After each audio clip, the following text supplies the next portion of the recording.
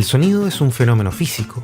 Es la consecuencia del movimiento vibratorio de un cuerpo que llamaremos fuente y consiste en la alteración mecánica de las partículas de un medio elástico sólido, líquido o gaseoso, como por ejemplo el aire producida por esta fuente. Las vibraciones se propagan a través de este medio en forma de ondas sonoras y son finalmente capaces de provocar la sensación auditiva, entrando por el pabellón del oído, haciendo vibrar el tímpano, el que a su vez estimula el mecanismo del oído medio, que consiste en un conjunto de huesecillos llamados martillo, yunque y estribo, el que termina estimulando la cóclea o caracol, quien es la encargada de transformar las vibraciones del sonido en impulsos nerviosos que llegan hasta el cerebro vía el nervio auditivo. Es importante señalar que en la propagación a través del medio elástico solo hay transporte de energía y no de materia. El sonido es percibido por los seres humanos y animales principalmente a través del aire y se propaga por la vibración de las moléculas de aire situadas cerca de la fuente de vibración. Estas moléculas de aire transmiten a su vez su propia vibración a las moléculas de aire vecinas, las que a su vez transmiten su vibración a sus vecinas, y así sucesivamente. La velocidad con las que estas vibraciones se propagan se conoce como velocidad del sonido, y esta velocidad depende del medio de propagación, así como de las condiciones de temperatura, densidad, etc. Para el aire, la velocidad del sonido a 0 grados Celsius es de 331,3 metros por segundo. Y para calcular la velocidad del sonido a cualquier temperatura utilizamos la siguiente ecuación. V sub S es igual a V sub 0 más beta T, donde V sub 0 es igual a 331,3 metros por segundo, que es la velocidad del sonido a 0 grados, beta es igual a 0,606 metros por segundo, que es la variación de la velocidad del sonido por cada grado de temperatura, y T es la temperatura expresada en grados Celsius. Por ejemplo, si la temperatura ambiente es de 15 grados Celsius, la velocidad de propagación del sonido es de 340 metros por segundo, equivalente a 1224 kilómetros por hora. Este valor corresponde a lo que conocemos como un Mach. Como hemos dicho, el sonido se transmite principalmente a través del aire, pero se transmite aún mejor a través de sólidos y líquidos. Por otro lado, en el vacío, al carecer de moléculas que puedan vibrar, el sonido no puede transmitirse. Dicho de otra forma, mientras más sólido el medio por el que se propaguen las vibraciones, más alta será la velocidad del sonido.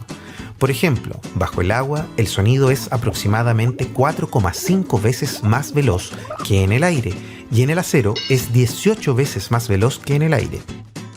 La vibración de las moléculas de aire provoca una variación pequeña en la presión atmosférica, pero lo suficientemente potente como para ser percibida por nuestro órgano auditivo.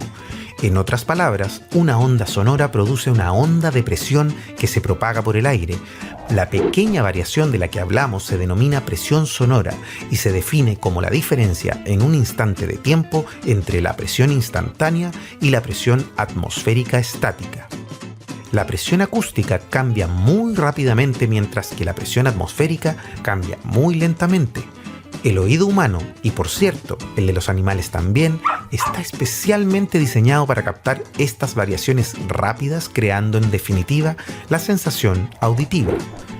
La presión atmosférica y sonora se mide en pascales, estableciéndose la presión atmosférica en torno a los 101.325 pascales, o 1013,25 hectopascales a nivel del mar. La presión sonora tiene valores muy inferiores a la atmosférica, situándose el umbral de audición en torno a los 20 micropascales y el umbral del dolor en torno a los 20 pascales.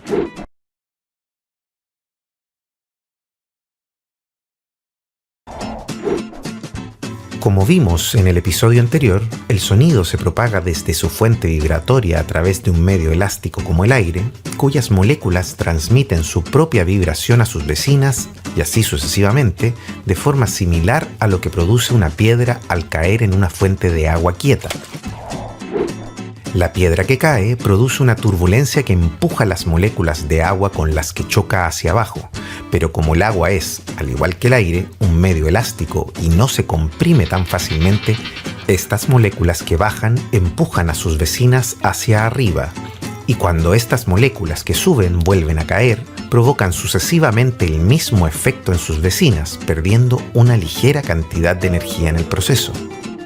En el tiempo, este patrón de movimiento sube y baja se expande, alejándose de la turbulencia inicial en un movimiento circular concéntrico. El fenómeno que describimos para el agua se conoce como onda transversal, una onda en la que sus partículas se mueven de forma perpendicular a la dirección de propagación de la onda. Cabe señalar, para que no nos acusen de falta de rigurosidad científica, que el caso del agua es algo ligeramente diferente, ya que sus partículas se mueven en realidad de forma circular, en lugar de arriba y abajo. Pero para nuestros propósitos y ejemplos nos quedaremos con la versión simple de una onda transversal. Similarmente, pero en 3 dimensiones, una fuente vibratoria en el aire produce una turbulencia en las moléculas del aire que se difunde esféricamente desde la fuente, pero a diferencia del agua, este movimiento es hacia adelante y hacia atrás, en lugar de hacia arriba y abajo. Como dijimos en el episodio anterior, una fuente de vibración produce pequeñas alteraciones en la presión atmosférica, sacando a las moléculas de aire de su punto de equilibrio, empujándolas hacia adelante y hacia atrás. Esta alteración produce espacios de aire con mayor y menor presión, o sea, espacios donde algunas moléculas están más apretadas, fenómeno conocido como compresión, y otras donde las moléculas están más sueltas, fenómeno conocido como rarefacción. Este patrón de compresión y rarefacción se repite en directa proporción y en la misma dirección de propagación que la onda vibratoria, es decir, las moléculas de aire se aprietan y expanden en la misma dirección en la que viaja la onda de sonido. Esto es lo que conocemos como onda longitudinal. Como en las ondas transversales, en las ondas longitudinales el movimiento vibratorio puede recorrer grandes distancias, mientras que sus moléculas prácticamente no se mueven. Es por eso que en nuestro primer video decíamos que en la propagación a través del medio elástico solo hay transporte de energía y no de materia. Ahora, ¿por qué explicamos todo esto? Porque las ondas longitudinales son un tanto menos intuitivas y bastante más difíciles de visualizar que las transversales. Es por eso por lo que usualmente en sonido utilizamos estas últimas para discutir y ejemplificar las ondas de sonido. Sin embargo, no tenemos que perder de vista que las ondas sonoras son ondas longitudinales. El más simple de los patrones de vibración es el llamado movimiento sinusoidal. Si anclamos un resorte al techo con un peso en el otro extremo, lo jalamos y luego lo soltamos, este comenzaría a subir y a bajar periódicamente. Este movimiento sería sinusoidal. Si graficamos este movimiento en el tiempo, se vería como el siguiente gráfico. Y como el sonido es también un movimiento vibratorio, consecuentemente, el más simple de los sonidos es también una onda sinusoidal. El movimiento vibratorio producido por una onda sinusoidal se conoce también como movimiento armónico simple. Como veremos más adelante, el movimiento armónico simple es el bloque de construcción fundamental para cualquier sonido, no importa cuán complejo sea, y si bien es el bloque de construcción más básico, es muy difícil encontrarlo en la naturaleza de forma pura. Los osciladores y el diapasón producen ondas sinusoidales puras y la flauta dulce se acerca bastante, pero la mayor parte de los instrumentos musicales producen ondas mucho más complejas.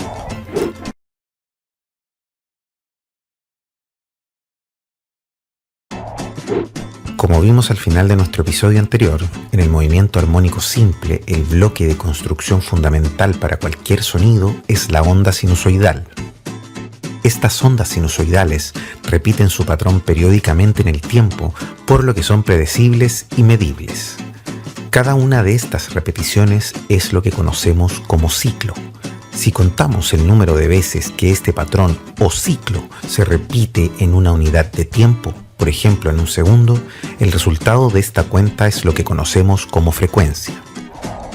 Por ejemplo, El rotor de aire de un dentista puede alcanzar las 400.000 revoluciones por minuto o aproximadamente 6.667 revoluciones por segundo, las que generan una frecuencia fundamental de vibración de 6.667 ciclos por segundo o hertz, que es hoy la unidad de medida estándar para frecuencia adoptada en 1960 y que reemplazó a la unidad tradicional de ciclos por segundo. En otras palabras, se podría decir que, en sonido, frecuencia es la rapidez con la que se repite el patrón de vibración o ciclo de una onda de sonido. Otra propiedad de las ondas de sonido, directamente relacionada con la frecuencia, es el período. El período de una onda es el tiempo que ésta demora en completar un ciclo. Se podría decir que es lo inverso a la frecuencia, ya que mientras ésta cuenta la cantidad de ciclos que se producen en un segundo, el período cuenta los segundos que demora en completarse un ciclo. En tiempos pasados, la única forma de medir con precisión el período, la frecuencia y otros parámetros de las ondas era utilizando un aparato llamado osciloscopio. Hoy en día, además de los osciloscopios, tenemos infinidad de aplicaciones en nuestras computadoras e incluso en nuestros teléfonos inteligentes que cumplen la misma función. Si usamos cualquiera de estas herramientas para medir el período de una onda, con el valor que ésta nos entregue, podremos calcular la frecuencia de esta onda con la siguiente ecuación. F es igual a 1 partido por t, donde F es igual a la frecuencia y t es igual al período. Por ejemplo, una onda cuyo período sea de 4 milisegundos, o sea, 0,004 segundos, tendría una frecuencia de 250 Hz. Asimismo, si en lugar del período de una onda conocemos su frecuencia, podemos utilizar la siguiente ecuación para calcular su período. T es igual a 1 partido por F, donde T es igual al período y F es igual a la frecuencia. Por ejemplo, el período de una onda de 1 kHz es igual a 1 partido por 1000 segundos, o lo que es lo mismo, 1 milisegundo. Cabe hacer notar que frecuencia y período son recíprocas entre sí, inversos exactos. Así que cuando la frecuencia aumenta, el período disminuye proporcionalmente y viceversa. Si recordamos, en el episodio anterior utilizamos el agua para ejemplificar las ondas transversales. Sin embargo, el movimiento de las moléculas de agua no es solo de arriba a abajo, es en realidad circular. Por lo que si usamos el agua nuevamente como ejemplo, podemos representar el movimiento ondulatorio como una onda sinusoidal y al mismo tiempo como un movimiento rotatorio circular de 360 grados. En el movimiento rotatorio, un ciclo abarcaría la circunferencia completa, desde los 0 grados hasta los 360 grados. Si consideramos el punto de partida de la onda como 0 grados y avanzamos en el tiempo hasta la mitad del ciclo, podemos decir que en nuestra circunferencia avanzamos a la posición de los 180 grados. Así como si retrocedemos al cuarto del ciclo, llegaríamos a la posición de los 90 grados. Y si avanzamos a los 3/4 del ciclo, llegaríamos a la posición de los 270 grados. Esta forma de ubicar la posición de la onda dentro de un ciclo, o dicho de otra forma, la diferencia expresada en grados desde el origen del ciclo hasta su posición actual, se conoce como fase. Y si bien en nuestro ejemplo ubicamos la posición inicial de 0 grados al comienzo del ciclo, esta posición en realidad puede estar ubicada en cualquier punto del ciclo de la onda. Y si avanzamos desde esta posición por la onda y recorremos un ciclo completo de 360 grados, se dice que la nueva posición está en fase respecto a nuestro punto de partida. De forma contraria, si avanzamos solo hasta la mitad del ciclo a los 180 grados, se dice que está en oposición de fase. Cabe recalcar que el concepto de fase solo se aplica a ondas periódicas y no necesariamente sinusoidales. Pueden ser ondas complejas, pero tienen que ser periódicas. En el caso de fenómenos ondulatorios no periódicos, el concepto de fase carece de sentido. El oído humano es idealmente capaz de percibir frecuencias desde aproximadamente los 20 Hz hasta los 20.000 Hz o 20 kHz, y nuestro cerebro interpreta las frecuencias de más bajo valor como más profundas o graves y las de más alto valor como estridentes o agudas. Es decir, mientras más baja sea la frecuencia, o sea, la vibración de la fuente es más lenta, percibiremos el sonido como más grave o profundo. Y a medida que vayamos aumentando la frecuencia, o sea, mientras la vibración de la fuente se hace más rápida, percibiremos el sonido como más agudo o chillón. Esta percepción es lo que conocemos como tono. Ahora, es muy importante no confundir frecuencia con tono. Frecuencia es la medición objetiva de los ciclos por segundo de un elemento vibratorio en Hertz, mientras que el tono es nuestra percepción subjetiva de la frecuencia, muchas veces relacionada a notas musicales. Es como nuestro cerebro interpreta un determinado sonido y, como veremos en un próximo episodio, en ondas más complejas que las sinusoidales no necesariamente es correspondiente a la frecuencia. Como vimos recién, el tono está íntimamente ligado a la frecuencia. Cualquier onda de sonido periódica tiene un tono relacionado a su frecuencia fundamental. Las ondas periódicas complejas, como las de la mayor parte de los instrumentos musicales, están construidas por la suma de muchas ondas de distintas frecuencias, múltiplos de la frecuencia más preponderante. Esta frecuencia más preponderante, usualmente la más baja, se considera la frecuencia fundamental. Esta frecuencia fundamental es la que otorga el tono al instrumento musical. Al resto de las frecuencias componentes de la onda compleja se les denomina armónicos y son principalmente responsables del sonido característico que tiene el instrumento musical, del sonido que nos permite distinguir si es, por ejemplo, una guitarra, un piano o un sintetizador, lo que conocemos como timbre. Los músicos durante muchos siglos han clasificado los distintos tonos, les han otorgado etiquetas, nombres, etc., dando como resultado lo que conocemos como las notas musicales. Por otra parte, los sonidos no periódicos, cuyos ciclos no se repiten exactamente en el tiempo, son más difíciles de interpretar y representar, y se denominan sonidos no armónicos, ya que sus componentes no son necesariamente múltiplos de la frecuencia preponderante. Por ejemplo, los instrumentos de percusión como la caja de una batería no producen ningún tono distintivo, ya que tienen una gran cantidad de frecuencias preponderantes distintas entre sí. Mientras más aleatorias sean las frecuencias que componen un determinado sonido, este comenzará cada vez más a sonar como ruido y más difícil será otorgarle un tono específico. Al mismo tiempo, su representación en función del tiempo será también mucho más azarosa. Como la mayor parte de los instrumentos musicales emiten sonidos naturalmente periódicos, estos comparten fundamentalmente las características de las ondas sinusoidales, como frecuencia, período, etc. Por eso, para simplificarnos un poco la vida, es que usamos las ondas sinusoidales para trabajar e ilustrar temas relacionados al sonido en general. Tal vez algunos se estarán preguntando a estas alturas, ¿para qué sirve todo esto? Pues bien, conocer los valores de período y frecuencia, así como tener en cuenta conceptos como la fase, pueden ser tremendamente útiles en entornos prácticos. Por ejemplo, en un estudio de grabación, tener en cuenta la fase es fundamental a la hora de posicionar varios micrófonos.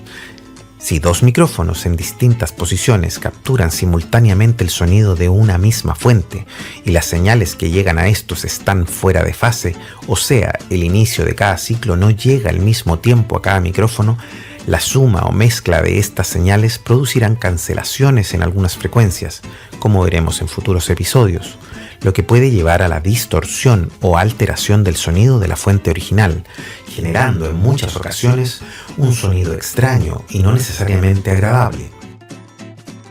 En cambio, si por otro lado las señales capturadas están en fase, se producen sumas constructivas de la señal.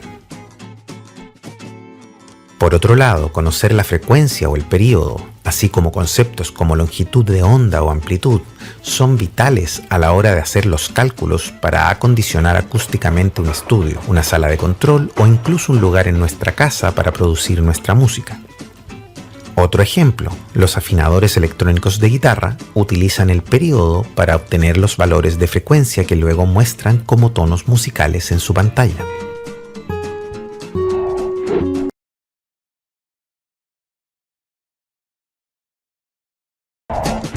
Como hemos visto en episodios anteriores, la velocidad del sonido está directamente relacionada al tipo de material que conduce al movimiento vibratorio. También hemos visto que las ondas sinusoidales tienen una frecuencia y un período. Este último mide el tiempo que demora una onda en completar un ciclo. De forma análoga, la longitud de onda mide la distancia que recorre el sonido durante un ciclo y al igual que el período es inversamente proporcional a la frecuencia. Esto quiere decir que a más baja frecuencia, mayor será la longitud de la onda y viceversa. Al igual que el período, la longitud de onda se mide desde el inicio de un ciclo hasta el final de un ciclo. Pero como es una medida de distancia, no solo está influenciada por la frecuencia, sino también por la velocidad del sonido. A mayor velocidad, mayor será la distancia que recorrerá la onda en el mismo periodo de tiempo y por lo tanto mayor será su longitud de onda. En otras palabras, la longitud de onda es directamente proporcional a la velocidad del sonido e inversamente proporcional a la frecuencia. Como hemos dicho anteriormente, la velocidad del sonido en el aire se ve afectada por varios factores como la temperatura y la humedad. Generalmente se considera un valor de referencia la velocidad del sonido a 20 grados Celsius de 344 metros por segundo. En estudios de grabación donde la climatización tiende a ser estable, generalmente no hay variación en la velocidad del sonido, por lo que los cálculos para el acondicionamiento acústico no se ven afectados significativamente. Sin embargo, en refuerzo de sonido en exteriores, los factores climáticos pueden convertirse en un problema para los ajustes de las torres de delay o de refuerzo sonoro de retardo. La longitud de onda está representada por la letra griega lambda y puede ser calculada con la siguiente ecuación. Lambda es igual a c partido por f, donde lambda es la longitud de onda, c es la velocidad del sonido y f es la frecuencia. Así entonces, la longitud de onda en el aire de un tono de 1 kHz es aproximadamente de 34 centímetros. Asimismo, la longitud de onda en el aire de un La 440 es lambda igual a 78 centímetros aproximadamente. Y la longitud en el aire de la fundamental de un bombo de batería de 60 Hz es lambda igual a 5,73 metros aproximadamente. ¿Por qué insistimos tanto con la longitud de onda en el aire? Porque, como hemos dicho anteriormente, la velocidad del sonido varía según el material en el que se propaga la vibración. Por lo tanto, si hacemos los mismos cálculos pero para ondas que viajan en el agua, donde la velocidad del sonido es aproximadamente 1530 metros por segundo, nuestros resultados serían los siguientes. Para una onda de 1 kHz en el agua, lambda sería igual a 1,53 metros. Para un La 440 en el agua, lambda sería igual a 3,47 metros. Y para una onda de 60 Hz en el agua, lambda sería igual a 25,5 metros. Es importante entender que si bien comparten el hecho de ser inversamente proporcionales a la frecuencia, período y longitud de onda son muy diferentes. Independientemente del material y de la velocidad del sonido, el período para una determinada frecuencia no varía. En cambio, la longitud de onda sí puede hacerlo en función del material por el que se propaga la vibración. La amplitud de una onda de sonido está íntimamente ligada a cuán fuerte suena, o dicho de otra forma, a cuán alto sea su volumen. Como vimos en el episodio anterior, Así como la frecuencia está ligada al tono, la amplitud está ligada al volumen, que es la forma subjetiva en la que nosotros percibimos la amplitud.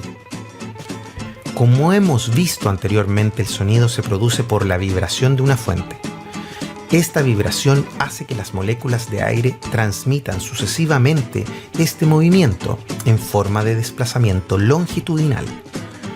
Si la vibración de la fuente es más intensa, este desplazamiento longitudinal es consecuentemente mayor. Por lo tanto, podríamos medir la distancia máxima de desplazamiento desde el punto de reposo y así obtener la amplitud del desplazamiento. El problema con esta aproximación es que las moléculas de aire, si bien permanecen más o menos en el mismo lugar, se mueven demasiado aleatoriamente como para que su desplazamiento pueda ser medido de forma práctica, lo que hace muy difícil, si no imposible, conocer la amplitud de una onda mediante este método. Sin embargo, como también vimos en el primer episodio de esta serie, la vibración de las moléculas de aire produce pequeños cambios en la presión atmosférica, los que sí pueden ser medidos y así obtener lo que conocemos como nivel de presión sonora.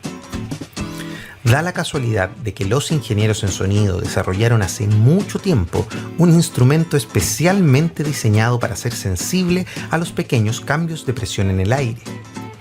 Este instrumento de medición tan particular se conoce como micrófono, y es precisamente el micrófono en su versión omnidireccional el que usamos en los sonómetros para medir el nivel de presión sonora. Un micrófono, como veremos más adelante, es básicamente un transductor, es decir, convierte una forma de energía en otra. En nuestro caso, es un transductor electroacústico, ya que convierte la presión acústica en una corriente eléctrica. A mayor intensidad de vibración, mayores serán los cambios en la presión del aire desde su estado de reposo. La membrana del micrófono responde a estos cambios de amplitud en la presión atmosférica, generando cambios proporcionales de voltaje eléctrico. Estos cambios de voltaje pueden ser representados en un gráfico de forma similar a cómo dibujábamos el desplazamiento de un peso pegado a un resorte en el ejemplo del movimiento armónico simple, solo que en esta ocasión el eje vertical representa la variación de voltaje y no la variación de desplazamiento. Como referencia, cabe recordar que presión es una medida de fuerza ejercida sobre la superficie de un objeto. En el caso del sonido, esta fuerza estaría ejercida sobre el tímpano. Cuando hablamos de presión atmosférica, nos referimos a la presión que ejerce la atmósfera de nuestro planeta sobre su superficie por unidad de área. Esta depende de la altura, de la temperatura y de varios otros factores que escapan al ámbito de este video. Sin embargo, es importante conocer que la presión atmosférica de referencia, es decir, a nivel del mar a 0 grados, está definida como 10 elevado a 5 newtons por metro cuadrado, que es lo que se conoce también como una atmósfera. Las variaciones de presión producidas por el sonido, o según se prefiera, que producen sonido, son minúsculas en comparación a la presión atmosférica. Por ejemplo, el umbral de audición, o dicho de otra forma, el sonido más débil o suave que somos capaces de escuchar, está alrededor de los 0,00002 newtons por metro cuadrado, o 2 por 10 elevado a menos 5 newtons por metro cuadrado. La caída de un alfiler está alrededor de los 0,00006 newtons por metro cuadrado, 3 veces más potente que el umbral de audición, y aún así es pequeñísima. Por otro lado, el sonido más fuerte que podemos resistir es de solo 20 newtons por metro cuadrado, que se conoce como el umbral del dolor. Los conciertos de rock o de música electrónica por lo general se mueven en valores similares a los del umbral del dolor. La exposición por periodos cortos de tiempo usualmente solo genera traumas acústicos, esos típicos pitidos en el oído. Pero por otro lado, la exposición constante a estos niveles prácticamente garantiza una pérdida de audición permanente. Otra forma de referirse a los newtons por metro cuadrado es como pascales, Otras unidades de presión que podemos encontrar en documentos técnicos son dinas por centímetro cuadrado, microbares, PSI, etc. Y la siguiente tabla nos puede servir como referencia. El umbral de audición es un elemento importante ya que usualmente se usa como el punto de referencia para comparar el resto de los niveles de sonido. En el concepto de la música y la grabación usualmente hablamos de nivel de presión sonora en lugar de nivel de presión. Una unidad más conveniente de medir los niveles de presión sonora y que veremos en profundidad en siguientes episodios es el decibel, donde 0 decibeles SPL representa el umbral de audición y 120 decibeles SPL representa el umbral del dolor. Un nivel de monitoreo o escucha saludable ronda entre los 80 y los 85 decibeles SPL. Exponernos a niveles más altos por periodos de tiempo prolongados puede provocar fatiga auditiva o, peor aún, pérdida de audición.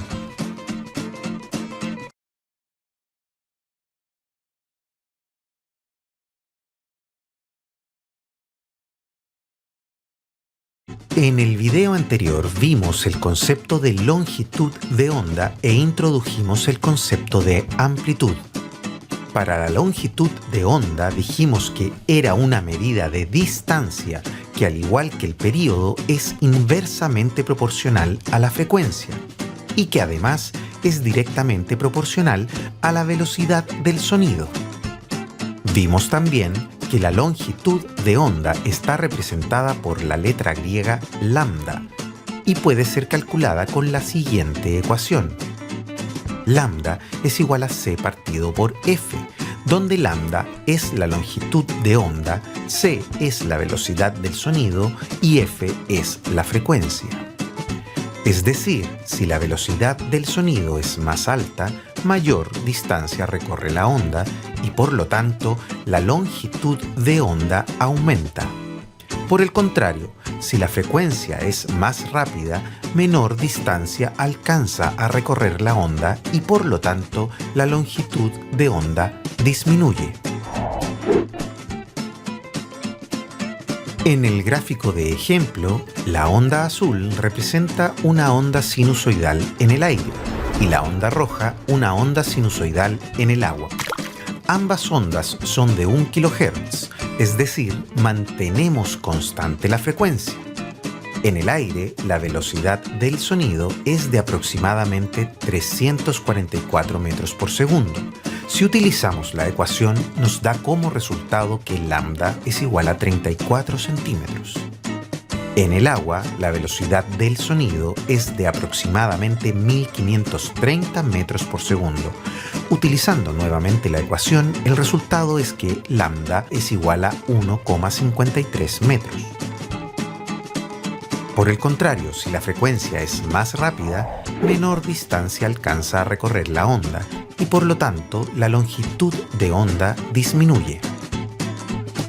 En el gráfico de ejemplo, la onda azul representa una onda sinusoidal de 1 kHz y la onda roja una onda sinusoidal de 440 Hz. Ambas ondas se transmiten en el aire, es decir, mantenemos constante el medio de propagación. Para la onda de 1 kHz, usando la misma ecuación anterior, obtenemos el resultado que ya conocemos de lambda igual 34 centímetros. Y para la onda de 440 Hz, manteniendo la velocidad del sonido constante, lambda sería igual a 78 centímetros. Como vimos en el capítulo anterior, es muy difícil medir la amplitud de una onda de sonido simplemente observando el desplazamiento de las partículas de aire. Es extremadamente complejo y poco práctico. En cambio, es mucho más fácil registrar los cambios de presión que esta onda produce mediante instrumentos especiales diseñados para esto. Uno de esos instrumentos es el micrófono, y su membrana es especialmente sensible a los cambios de presión que produce una onda de sonido. Un micrófono es un transductor electroacústico, es decir, convierte la energía acústica en energía eléctrica. Entonces, Una vez que nuestro micrófono ha convertido los cambios de presión o energía acústica en energía eléctrica, podemos usar un osciloscopio o alguna aplicación de software para ver y medir la amplitud de la onda dentro del reino electrónico o digital, junto con otras de sus propiedades. Para esta medición se utiliza un eje horizontal temporal, en segundos, milisegundos, microsegundos, dependiendo de la frecuencia de nuestra onda, y un eje vertical de amplitud medido en volts. Cabe decir que en el ámbito electrónico se utiliza el concepto de sensibilidad para referirse a la amplitud. El punto más alto de la onda sobre el cero se conoce como la amplitud de pico o peak amplitude.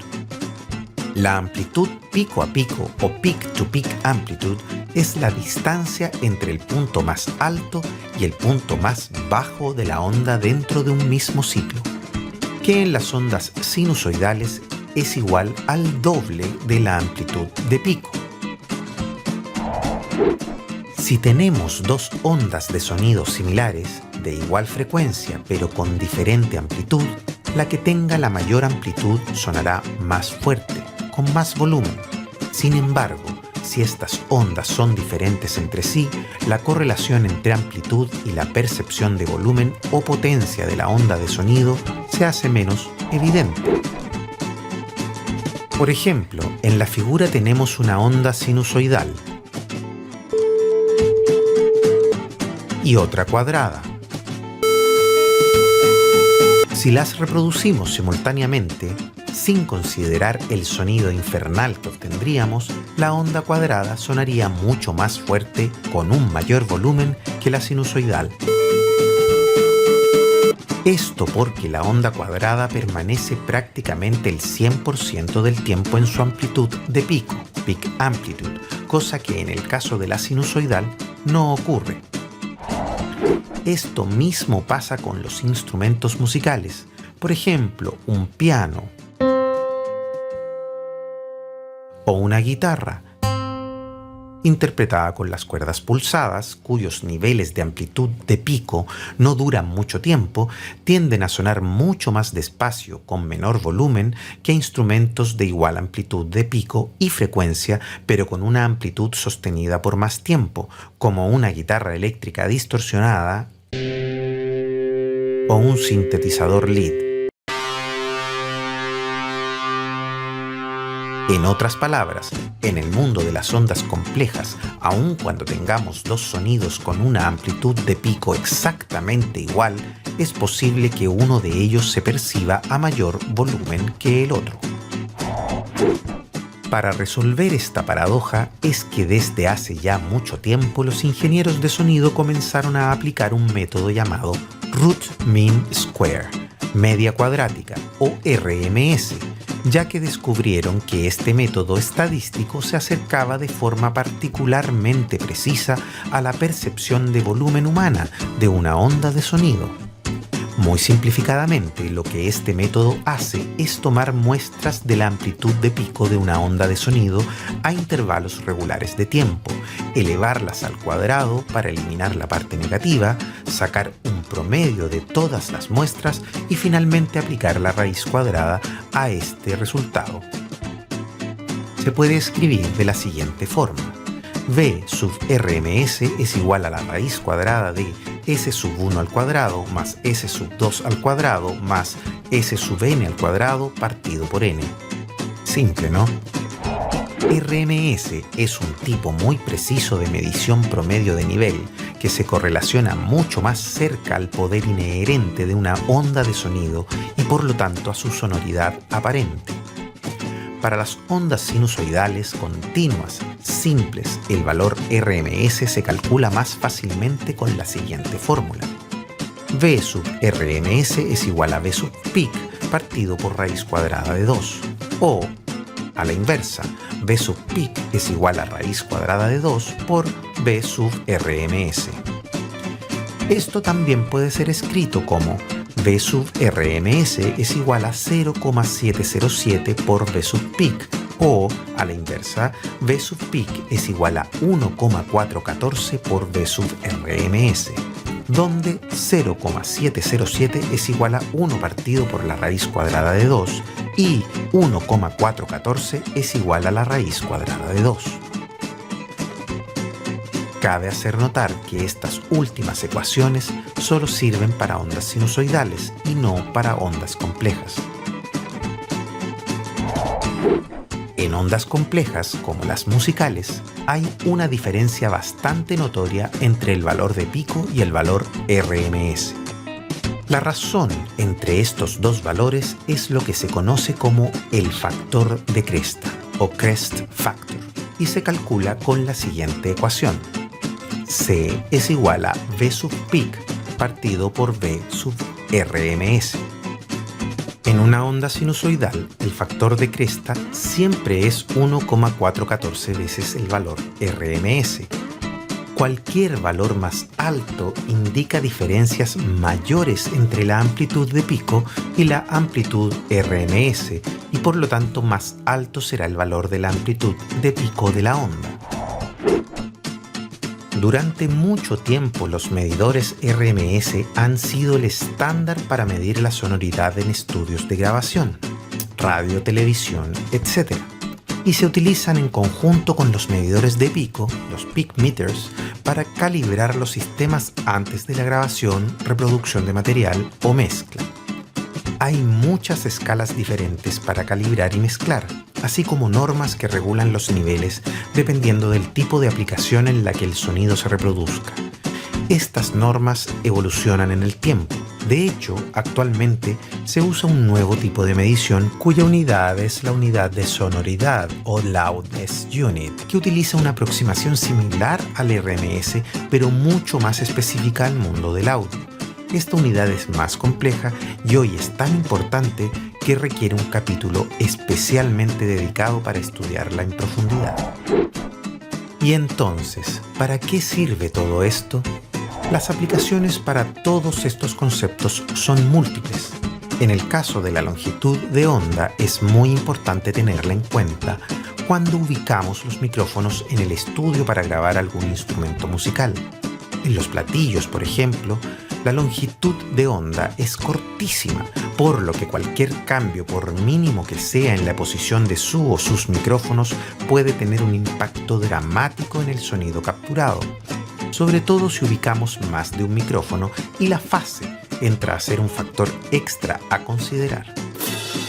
O en el caso de los baffles o paneles acústicos usados para aislar una fuente de sonido de otra, solo serán efectivos para bloquear frecuencias cuyas longitudes de onda sean más pequeñas que las dimensiones del panel. Por esa razón, si estamos, por ejemplo, grabando un bajo eléctrico cuyo sonido se emite a través de un amplificador, si utilizamos un panel pequeño, las frecuencias bajas van a permear a través del panel y las escucharemos a través de otros micrófonos en el estudio y por lo tanto ensuciarán lo que estos estén capturando. En el caso de la presión y la amplitud, podemos usar los valores V sub RMS, V sub peak y el factor de cresta de una onda para, por ejemplo, calcular la potencia máxima necesaria para un sistema de amplificación, o en un estudio para calcular el nivel de señal adecuada de grabación para así evitar distorsión o saturación.